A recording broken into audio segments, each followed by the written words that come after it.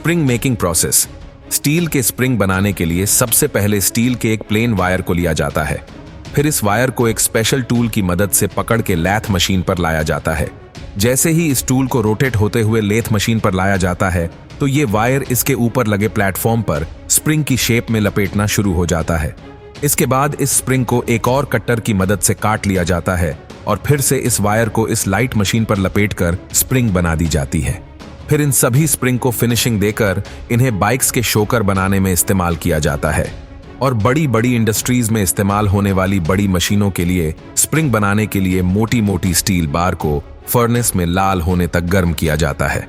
फिर इस रोड को एक मशीन के जरिए पकड़कर स्प्रिंग बनाने वाली मशीन में फिक्स किया जाता है और जब इस मशीन को स्टार्ट किया जाता है तो ये मशीन रोटेट होते हुए इस रोड को अपने प्लेटफॉर्म के ऊपर लपेटती जाती है और इस तरह से इस रोड को स्प्रिंग की शेप में इस पर लपेट लिया जाता है। इन बड़ी बड़ी स्प्रिंग्स का इस्तेमाल समंदर में ऑयल और गैस निकालने वाली मशीनों में किया जाता है और फिर इस स्प्रिंग को मशीन पर से हटाने के लिए इसे बाहर लाकर काफी सावधानी से एक हैंगर पर ले लिया जाता है। फिर इस स्प्रिंग का टेम्परेचर डाउन होने के बाद इसे पानी में डुबोकर पूरी तरह से ठंडा कर लिया जाता है। नट मेकिंग प्रोसेस। फैक्ट्री में नट बनाने के लिए सबसे पहले स्टील की बड़ी बड़ी रोड्स को लिया जाता है। फिर इन रोड्स को एक कटर मशीन में डालकर इसे एक छोटे छोटे साइज के टुकड़ों में काट लिया जाता है। फिर इन सभी टुकड़ों को एक कंटेनर में इकट्ठा कर लिया जाता है। फिर इन्हें एक कन्वेयर बेल्ट की मदद से एक सीरीज में सेट कर दिया जाता है। यहाँ से स्टील के टुकड़े एक फर्नेस में होकर गुजरते हैं और इन्हें लाल होने तक गर्म किया जाता है।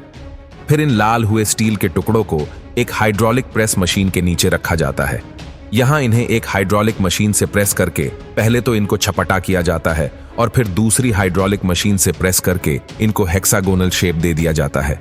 फिर आगे एक दूसरी हाइड्रोलिक मशीन के नीचे प्रेस करके इसके बीच में होल बना दिया जाता है। इसके बाद इन नट्स को एक कंटेनर में कलेक्ट कर लिया जाता है। फिर ठंडे होने पर इसे पॉलिशिंग के लिए ले जाया जाता है। पॉलिशिंग के लिए नट्स को एक कंटेनर में डाला जाता है जहां कुछ देर रखने के बाद इन नट्स को बाहर निकाल लिया जाता है। पॉलिशिंग के बाद फाइनल काम बचता है इन नट्स के अंदर चूड़ी बनाने का।